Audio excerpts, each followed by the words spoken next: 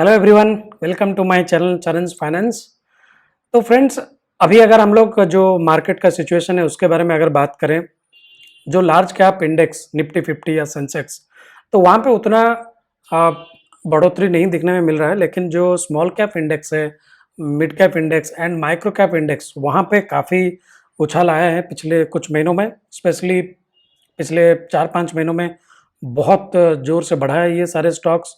जो भी छोटे कंपनीज़ है उनका शेयर प्राइस लगभग 50% से लेके 2 गुना, 3 गुना, 4 गुना भी हो चुका है। और उसे बढ़ने के पीछे रीज़न भी है, क्योंकि अगर आप पिछले 2 क्वार्टर का अर्निंग्स देखोगे, तो जो छोटे कंपनियाँ हैं उनका earning growth compare to larger company ज़्यादा हुआ है। तो ऑब्वियसली इसमें शेयर प्राइस भी बढ़ेगा। इसमें कुछ चमत्कार वाली बात नहीं है, क्योंकि अर्निंग्स बढ़ेगा तो अल्टीमेटली शेयर प्राइस भी बढ़ेगा। प्लस अगर आप हमारा थोड़ा मैक्रो इकोनॉमिक सिचुएशन देखें, तो अभी पूरे विश्व भर में इंडिया का जो ग्रोथ रेट है वो सबसे ज़्यादा है। पिछले क्वार्टर 7.8% का जीडीपी ग्रोथ रेट रहा। तो जब जीडीपी का ग्रोथ रेट हाई होता है, कंपैरेटिवली ग्लोबली सारे कंपनियां स्ट्रगल कर रहे हैं, लेकिन इंडिया यहाँ पे लगातार ग्रो कर रहा है। तो अगर जीडीपी ग्रोथ रेट हाई होता है, तो यहाँ पे जो छोटे कंपनीज होते हैं, जो small and mid cap companies होते हैं, एसएमई कंपनीज होते हैं, तो उनका ग्रोथ, जो जीडीपी ग्रोथ या लार्ज कैप का जो ग्रोथ है, उनसे ज़्यादा होता है। अगर जीडीपी 8% का ग्रोथ हुआ, तो लार्ज कैप से एक्सपेक्टेड है कि 12 से 13% का ग्रोथ होगा। और जो small mid cap and micro cap companies है, तो वो कई बार 20%, 25%, 30%, 40% का रेट से भी ग्रो करते हैं। तो इसीलिए ये स्मॉल कैप, मिड कैप और माइक्रो कैप में रैली चल रहा है। तो मेरे हिसाब से तो ये कोई ऑपरेटर ड्रिवन या लिक्विडिटी ड्रिवन रैली नहीं है। यहाँ पे स्ट्रॉन्ग फंडामेंटल्स है, और जो कंपनियां का जो बिजनेसेस है वहाँ पे काफ़ी अच्छा बढ़ोतरी हो रहा है। अगर आप बैलेंस शीट देखें, तो बहुत सारे कंपनी अपना कर्जा चुकता कर चुके हैं। पहले क्या हुआ था, जब 2017 में 16-17 में जो रैली हुआ था small cap mid cap companies में, तो वहाँ पे बहुत सारे ऐसे कंपनीज थे जिनका बैलेंस शीट अच्छा नहीं था, फिर भी वो बढ़ रहे थे। तो उन पे बहुत ज़बरदस्त करेक्शन हुआ। फिर 2019-20 में भी जो स्मॉल कैप इंडेक्स था वो काफ़ी करेक्शन इसीलिए हुआ क्योंकि वहाँ पे उनका अर्निंग्स ग्रोथ नहीं हुआ, वहाँ पे जीडीपी ग्रोथ हो नहीं रहा था। तो जीडीपी ग्रो नहीं करेगा तो स्मॉल कैप मिड कैप कैसे ग्रो करेंगे, ये एसएमई इंडस्ट्री कैसे ग्रो करेगा। तो अगर आप स्मॉल कैप इन्वेस्टर है, माइक्रो कैप इन्वेस्टर है, तो हमेशा ध्यान दीजिएगा, जब भी जीडीपी ग्रोथ अच्छा होता है, तो ये लोग जो बड़े कंपनी से, लार्ज कैप कंपनी से, उनको पीछे छोड़ के बहुत तेजी से भागते हैं। तो ऑब्वियसली वो शेयर प्राइस में भी दिखेगा। तो बहुत सारे लोग हैं ट्विटर में, सोशल मीडिया पे, यूट्यूब पे, बहुत सारे यूट्यूबर्स जो हमेशा ये डरा रहे हैं कि यार ये small cap, mid cap, micro cap में इन्वेस्ट ना करो, क्योंकि ये यहाँ पे 50%, 60% का करेक्शन तो ऐसे ही आ जाता है। बिल्कुल आ सकता है, इसमें कोई घबराने वाली बात नहीं है, बिल्कुल करेक्शन आ सकता है। लेकिन एक चीज़ को ध्यान में रखिएगा, अगर अगर फंडामेंटल्स अच्छा है, अर्निंग ग्रोथ आ रहा है, तो वो कमबैक भी बहुत जल्दी करेगा। एक चीज़ अगर हम नोटिस करेंगे, अगर 50% का जो ड्रॉडाउन होता है, बेसिकली वो, अगर वो अपने अर्निंग्स से, उसका अगर वैल्यूएशन बहुत ज़्यादा भाग गया, तो वहाँ पे अर्निंग्स नॉर्मलाइज रेट पे चलता है, लेकिन शेयर प्राइस कुछ एग्रेसिवली बढ़ जाता है, तो वहाँ पे करेक्शन आना नॉर्मल चीज़ है, इसमें कोई बड़ी बात नहीं है। अगर हम देखेंगे कोई शेयर प्राइस, कोई छोटा कंपनी है, अगर उसका शेयर प्राइस 100 से 500 हो गया with in a period of 2-3 years, 5x हो गया, तो वहाँ पे 30, 40, 50% का ग्रो करेक्शन तो आ ही सकता है। और 50% करेक्शन आने के बावजूद भी वो आपको 2.5x में फिर भी दिखेगा। तो इसीलिए ये जो कहते हैं कि जो छोटे कंपनीज में इन्वेस्ट करते हैं उनको स्टोमक साइज बड़ा करना पड़ेगा, मतलब डाइजेस्टिव पावर ज़्यादा होना चाहिए। आपका प्रॉफिट को आप जल्दी हड़बड़ी करके ना बेचें, होल्ड करें। बस एक ही कंडीशन होना चाहिए कि कंपनी का अर्निंग्स ग्रोथ आनी रहनी चाहिए, फंडामेंटल्स अच्छी होनी चाहिए। तो दोस्तों, आज भी एक बहुत ही एसएमई कैटेगरी के कंपनी के बारे में बात करेंगे, और मुझे यहाँ पे लगता है कि ये कंपनी बहुत ही इनोवेटिव है, और इनका जो प्रोडक्ट्स है वो थोड़ा हटके है कंपेयर टू अदर कंपनीज। और मुझे लगता है यहाँ पे ग्रोथ तो मतलब फाड़ू ग्रोथ होगा, मेरा ऐसा मानना है। तो बट चलिए अब इसका एनालिसिस या डिस्कशन करते हैं। तो जो कंपनी के बारे में मैं बात करने वाला हूँ, कंपनी का नाम है B&B triple wall containers limited, या B&B यानी पूरा नाम है box and board triple wall containers limited. तो देखिए, ये एक पैकेजिंग कंपनी है, मॉडर्न पैकेजिंग कंपनी है, पेपर बेस्ड पैकेजिंग कंपनी है। तो ये बॉक्स एंड बोर्ड बनाती है। तो बेसिकली बॉक्स एंड बोर्ड मतलब जो हम देखते हैं जो ई-कॉमर्स से फ्लिपकार्ट, ज़ोमैटो से जब भी कुछ आप सामान ऑर्डर करते हो, चाहे वो खाने-पीने का सामान हो या कोई ऑटोमोबाइल पार्ट्स का सामान हो या कोई इलेक्ट्रॉनिक आइटम्स हो, जैसे टीवी, फ्रिज, वॉशिंग मशीन या अम, फ्रायर वगैरह ऑर्डर करते हैं, तो वो एक कंटेनर में, एक पेपर वाला जो कंटेनर होता है वहाँ पे पैकेज्ड होके आता है। तो बेसिकली ये कंपनी वो कंटेनर्स बनाती है।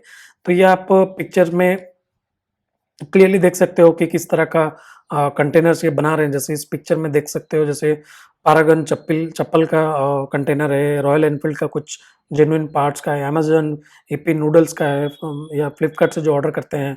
तो इस तरह का पैकेजिंग ये कंपनी बनाती है, जो कि अ, ये सेक्टर मुझे लगता है आगे जाके काफ़ी ग्रो करेगा। तो यहाँ पे चलिए हम डिटेल में थोड़ा समझते हैं। तो सबसे पहले this company is into manufacturing of corrugated boxes and boards, इसको कोरुगेटेड बॉक्सेस एंड बोर्ड्स बोलते हैं। और यहाँ का जो ज़्यादातर एप्लीकेशन कहाँ किया जाता है, एफएमसीजी, जैसे पता है कि नूडल्स, तेल, इस तरह का जो पैकेजिंग होता है वहाँ पे यूज़ किया जाता है। Food and beverage, fashion, electronics, personal care, जैसे आप कोई कॉस्मेटिक्स का आइटम ऑर्डर करते हैं तो उसका पैकेजिंग में लगता है। और इनका जो ग्रोथ है वो कहीं ना कहीं tied to e commerce growth है। अगर ई कॉमर्स में ज़्यादा ग्रो करेगा तो इनका पैकेजिंग भी बहुत ज़्यादा ग्रो करता है, क्योंकि ऑब्वियसली आप ई कॉमर्स से कुछ भी सामान ऑर्डर करेंगे तो वो आजकल वो प्लास्टिक पे नहीं देते हैं, वो आजकल इस तरह का बोर्ड में देते हैं। तो ये एक एनवायरमेंटल फ्रेंडली प्रोडक्ट है, इनोवेटिव है, और इसमें प्लास्टिक का यूज़ नहीं है। तो मुझे लगता है यहाँ पे आगे जाके काफ़ी ग्रोथ आने वाला है इस कंपनी का पैकेजिंग सॉल्यूशंस में। फिलहाल जो मार्केट कैप है उसके बारे में बात करें तो बहुत ही छोटा सा इसका कंपनी, जैसे हमने पहले बताया था, मार्केट कैप सिर्फ 486 करोड़ का मार्केट कैप है। तो इसको हम माइक्रो कैप या एसएमई कंपनी बोल सकते हैं। तो ये कंपनी का जो इनकॉर्पोरेशन है वो 2011 में हुआ था, और 2018 में ये कंपनी एनएसई में लिस्ट किया गया था। तो इसका जो शॉर्ट नेम आता है वो है बीबीटीसीएल। तो ये कंपनी कोरुगेटेड जो बॉक्सेस बनाती है, बेसिकली इसका रॉ मटेरियल क्या है, जो पेपर, ये कोई जो हमारा न्यूज़पेपर या लिखने वाला पेपर नहीं है, इसको एक स्पेशलाइज्ड पेपर बोलते हैं, जिसको कहते हैं क्राफ्ट पेपर। तो बेसिकली ये कंपनी क्राफ्ट पेपर को अपना रॉ मटेरियल पे लेती है, और उस रॉ मटेरियल को यूज़ करके इस तरह का अपना प्लांट्स में वो बॉक्सेस बनाते हैं। प्रोडक्ट का जो मैन्युफैक्चरिंग देखें, क्योंकि मैन्युफैक्चरिंग यहाँ पे स्ट्रांग होनी चाहिए, तो ये कंपनी का जो फिलहाल जो टोटल कैपेसिटी है वो 9300 टन्स पर मंथ, मतलब 9300 टन्स पर मंथ का वो बॉक्सेस बना सकती हैं। और इनका जो मैन्युफैक्चरिंग प्लांट्स है वो fully equipped with modern machines. उनका एक वेयर हाउस है जिसका टोटल साइज है 10,000 स्क्वायर फीट एरिया। तो बहुत बड़ा वेयर हाउस है इन कंपनी का। अगर इनका जो मैन्युफैक्चरिंग कैपेसिटीज है उसके बारे में अगर इस बॉक्स में हम इस पिक्चर में देखें तो टोटल कंबाइंड कैपेसिटी आता है 9300 मेट्रिक टन्स का। और यूटिलाइजेशन अगर देखें तो 56% का यूटिलाइजेशन है। तो बहुत कैपेसिटी अभी है जो अपकमिंग ग्रोथ को सपोर्ट करने के लिए। इनका यूनिट 1 1800 कैपेसिटी है metric tons per annum, sorry per month. Unit 3 में 5000 metric tons per month, unit 4 में 2500। तो यहाँ पे बहुत अच्छा खासा कैपेसिटी, एक सिंगल लोकेशन में इनका कैपेसिटी है लगभग 5000 मेट्रिक टन्स पर मंथ। तो ये बहुत अच्छा है कंपनी का मैन्युफैक्चरिंग कैपेबिलिटी में। तो इनका मैन्युफैक्चरिंग प्लांट्स है किधर, यूनिट 1 है बेंगलुरु में, यूनिट 3 तमिलनाडु में है, और यूनिट 4 वो भी तमिलनाडु में है, सॉरी यूनिट 4 है रंगारेड्डी डिस्ट्रिक्ट तेलंगाना हैदराबाद में। और यूनिट 5 जो इन प्रोग्रेस है, ये नया मैन्युफैक्चरिंग सेटअप वो कर रहे हैं, वो SIPCOT industrial complex Krishnanagar district Tamil Nadu में है। तो ये इन प्रोग्रेस है। तो इनका जो अपकमिंग कैपेसिटी है उसके बारे में अगर बात करें तो ये जो मैंने बताया जो 5वां नंबर यूनिट है जो सिपकोट इंडस्ट्रियल पार्क बारगुर तमिलनाडु में हो रहा है, तो ये मैन्युफैक्चरिंग प्लांट स्पेशली बनाया जा रहा है जो ये क्राफ्ट पेपर जो रॉ मटेरियल कंज्यूम करते हैं अपना बॉक्सेस बनाने के लिए, तो वो क्राफ्ट पेपर को वो खुद मैन्युफैक्चरिंग करेंगे। तो इससे फ़ायदा क्या होगा, रॉ मटेरियल के लिए इनको किसी के ऊपर डिपेंडेंट होना नहीं पड़ेगा, ये अपना रॉ मटेरियल खुद सप्लाई कर सकते हैं। तो टाइमली सप्लाई रहेगा, क्वालिटी कंट्रोल कर सकते हैं। तो यहाँ पे जो क्राफ्ट पेपर मैन्युफैक्चरिंग का जो प्लांट बैठा रहे हैं उसका कैपेसिटी है 7500 मेट्रिक टन्स पर मंथ। बहुत अच्छा खासा कैपेसिटी में ये बना रहे हैं। तो मेरे हिसाब से अगर बैकवर्ड इंटीग्रेशन होने से फ़ायदा क्या होगा, एक तो आप मार्जिन बढ़ जाएगा, आपका रिलायबिलिटी बढ़ेगा, क्वालिटी कंट्रोल होगा, तो अभी क्या वो खुद के ऊपर वो क्या कहते हैं आत्मनिर्भर हो जाएंगे। और ये प्लांट का अभी जो ट्रायल्स है वो इस साल अक्टूबर 2023 में जो प्रोडक्शन का ट्रायल्स है वो स्टार्ट हो जाएगा। तो यहाँ पे हमने समझ लिया कि कंपनी करती क्या है। कोरुगेटेड बॉक्स एंड बोर्ड्स बनाती हैं जो पैकेजिंग करती है, FMCG product, personal care products, automobile, fashion, electronics का पैकेजिंग में यूज होता है। और इनका मैन्युफैक्चरिंग प्लांट एंड कैपेसिटी के बारे में हमने समझा। अभी इनका फाइनेंशियल्स के बारे में देखते हैं, क्योंकि मैंने जैसे बताया आज कल जो बहुत सारे small cap mid cap company जिनका फाइनेंशियल्स बहुत अच्छा हुआ है कंपेरेटिवली। तो यहाँ पे अगर इस कंपनी का बात करें, on based of FY23 data, ROC था 16%, ROE 18% और 5 साल का एवरेज ROE है 22%। तो ROE बहुत अच्छा है यहाँ पे। ऑपरेटिंग प्रॉफिट मार्जिन FY23 में 11% का रहा। तो यहाँ पे FY21 एंड 22 में 14% था। तो यहाँ पे ऑपरेटिंग प्रॉफिट मार्जिन में डिप हुआ है, बट मुझे लगता है ये कंपनी जो 14% का मार्जिन है उसको जल्दी पार कर जाएगी FY24 या 25 में। और हो सकता है कि 14 से 15, 16, 20 के तरफ भी बढ़ जाए, क्योंकि बैकवर्ड इंटीग्रेशन कर रहे हैं, खुद का क्राफ्ट पेपर मैन्युफैक्चरिंग बना रहे हैं। तो यहाँ पे दूसरा जो सप्लायर है उसको पैसा देने की जरूरत नहीं है, तो यहाँ पे मार्जिन बढ़ने का चांसेस बहुत ज़्यादा है। कंपनी का अगर डेट देखें तो यहाँ पे 122 करोड़ है। तो ये डेट थोड़ी सी ज़्यादा लग रही है। क्यों ज़्यादा लग रही है? क्योंकि कंपनी का मार्केट कैप देखें सिर्फ 486 करोड़ का है और डेट 122 करोड़ का, तो यहाँ पे थोड़ा ज़्यादा लग रहा है। इसका रीज़न ये है, कंपनी ने FY23 में 64 करोड़ का बोरोइंग किया। किस लिए बोरोइंग किया? क्राफ्ट पेपर जो मैन्युफैक्चरिंग जो प्लांट है जो आ रहा है अभी तमिलनाडु में, वो बनाने के लिए 64 करोड़ का बोरोइंग्स लिया। बट ये 64 करोड़ लिया है फ्यूचर ग्रोथ के लिए, तो मुझे यहाँ पे दिक्कत नहीं है। बट हाँ, बहुत सारे लोग इससे काफ़ी डर जाते हैं कि यार बहुत डेट है।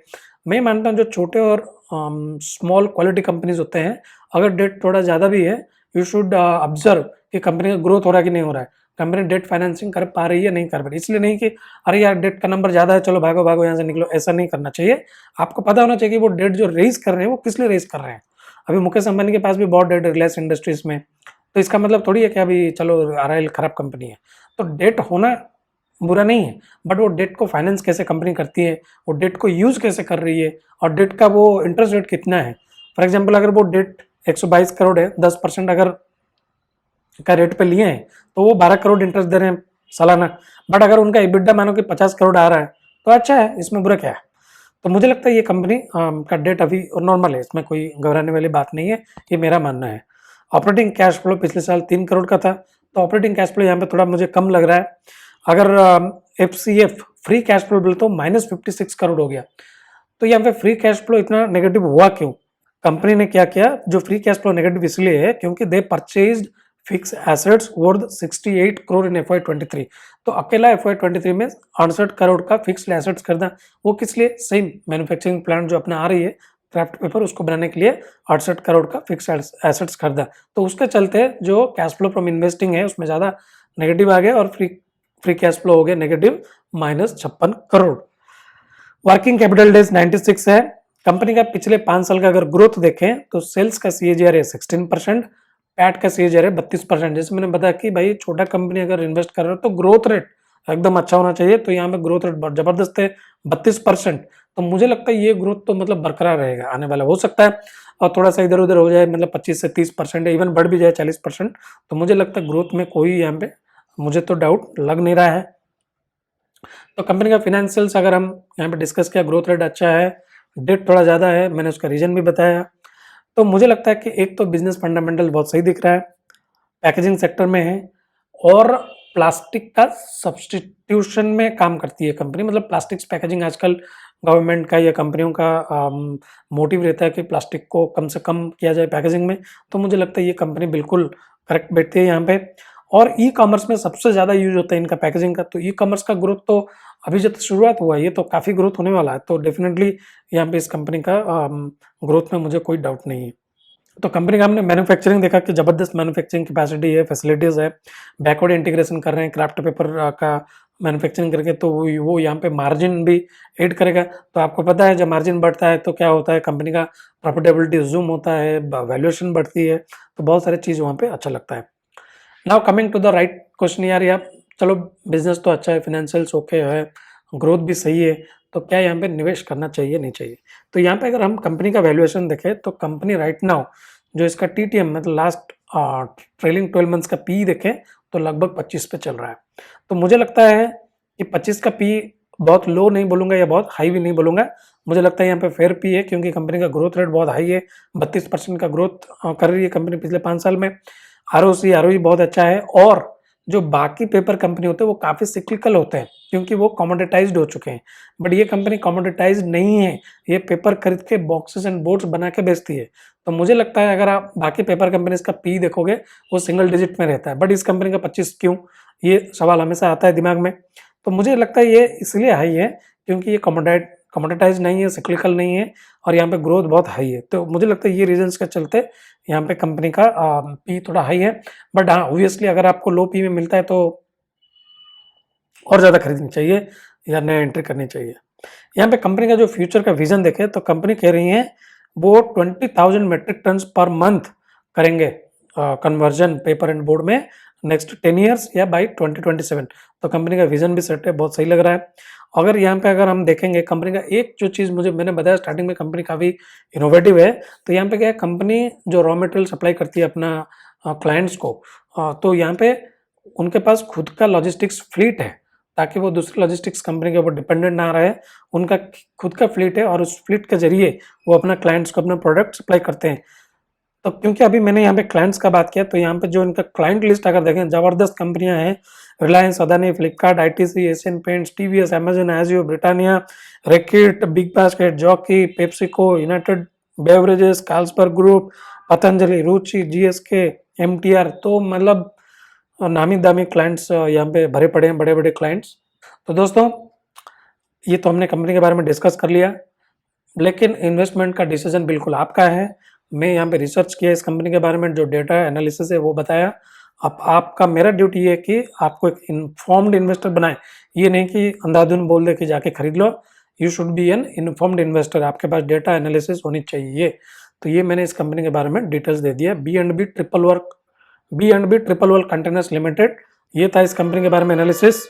तो अगर एनालिसिस अच्छा लगा चैनल को सब्सक्राइब कीजिए और इस तरह का छोटे, मैं ज़्यादातर फोकस करता हूँ जो स्मॉल साइज कंपनियां हैं वहाँ पे इन्वेस्टमेंट करूँ, वहाँ पे रिसर्च करूँ, क्योंकि मेरा ये मानना है अगर आपको मोटा पैसा कमाना है, बड़ा पैसा कमाना है, तो small cap, mid cap, micro cap वही कंपनियां हैं जो आपको उस मंजिल तक पहुँचाएगी। लार्ज कैप में नहीं होगा। अगर आप लार्ज कैप में इन्वेस्ट करते हैं तो 12-13% में ही आपको खुश रहना पड़ेगा, लेकिन मेरा target at the north of 25% से ज़्यादा। तो इसलिए मैं बड़े कंपनियों को इन्वेस्ट नहीं करता हूँ। तो बिल्कुल यहाँ पे आप भी अपना बिल्कुल सोच समझ के यहाँ पे डिसीजन लीजिए। चलिए दोस्तों मिलते हैं नेक्स्ट वीडियो में। Till then enjoy and happy investing.